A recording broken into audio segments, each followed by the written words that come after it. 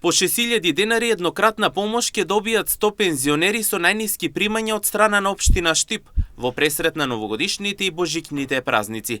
Како што соопштува градоначалникот Иван Јорданов, поддршката е дел од програмата за социјална заштита за 2025 година и се однесува на пензионерите кои се регистрирани преку меѓуопштинскиот центар за социјални работи.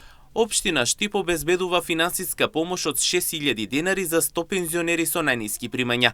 Оваа поддршка е дел од програмата за социјална заштита за 2025 година и се однесува на пензионерите кои се регистрирани преку меѓуопштинскиот центар за социјални работи. Главната цел на оваа иницијатива е подобрување на финансиската состојба на пензионерите во пресрет на новогодишните и божикните празници, со што општината Штип ја потврдува својата посветеност кон поддршката на најранливите категории граѓани, соопштува Јорданов на социјалните мрежи.